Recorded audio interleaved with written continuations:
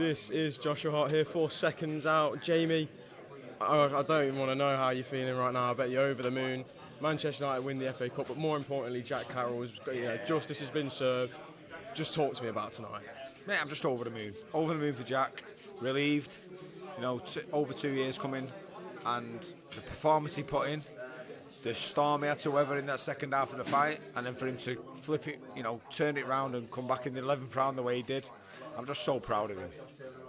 We spoke on Thursday, and I spoke about the importance of Jack keeping himself cool and not letting the emotions get the best of him.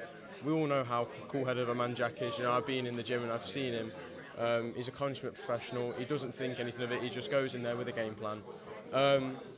Was going into it, we saw how confident he was this morning at the Fight Day 5K. It just shows how much confidence, not just himself, but the whole team having him. Yeah, of course. Listen,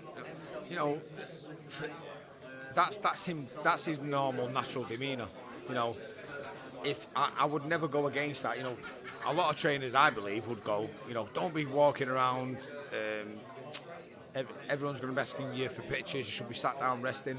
That's how he likes to do it, and I believe that's his natural sort of demeanour. He likes to be surrounded by it. He was relaxed, and in being around the fans, people asking for pictures and stuff.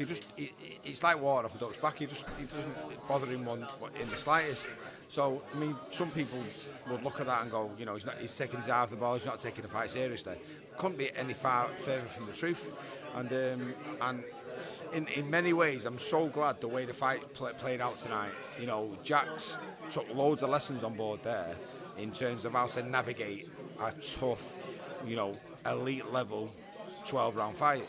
And we dropped some rounds.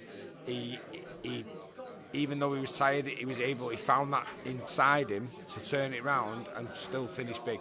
So there's loads of lessons took on board, but I'm just so relieved we've got past that point now. Jack, he had Josh hurt numerous times. It got to the point where in the 11th you could see Josh's legs completely go, but he just about got in the clinch and dragged Jack down with him. Are you surprised that Jack didn't get him out of there, or did you almost expect Josh to just hang on? Listen, Jack's not a devastating puncher, but he's a very hard puncher. And, it was more to do with Josh's willpower and determination that he got through that fight. Anyone saying that he's past his best or, he's not the fighter he was, I think in the first half of the fight could have been sort of dragged into that belief, but he's done himself proud. The way he turned it around and dragged Jack into a dogfight in that second half was phenomenal. And again, I'm glad for the fans, because fights like this, big British fights, who have so much anticipation, often don't live up to the hype, and that did, times 10. So I'm glad for the fans as well. I don't want to focus on any negativity after the fight, but I've got to ask Bob Arum, Josh Taylor's promoter, who's got in the ring. And it almost seems he feels the way you guys felt after the first fight, saying, he doesn't agree, he's never letting his fighters come fight in the UK again. What do you make of Bob Arum's comments? Well, he didn't say that the first time, did he? So he's not very. If that's how he feels, he's not a very good judge of a fight, because he didn't feel like it was an injustice the first time, which it obviously was, and this one was a closer fight, but the right person won, and he felt like it was an injustice. So, take it out what you will. And how relieved I've been speaking to you quite often for the last year, and I feel like every time we spoke I've mentioned the rematch with Josh Taylor, and I'm not the only one. I think everyone has. I just want to close the door, like for Jack, for not just for because everyone's sick of hearing about it, which including me, but I want Jack to have a world title fight, and he deserves it. He really does. So the next one I want is that, and Eddie has got the stable of fighters in that division to deliver it, so I don't see why not. And lastly, just talking on Jack, and obviously you've got a stable filled with young fighters. Do you feel Jack's almost the shining light and the inspiration, and he's been at this top level, and obviously I know we want to move on from this chapter, but rightfully he should have been the undisputed world champion. How much of an inspiration and almost a guide is he to you up and coming fighters? The ultimate inspiration to any young fighter coming through should be Jack Catterall.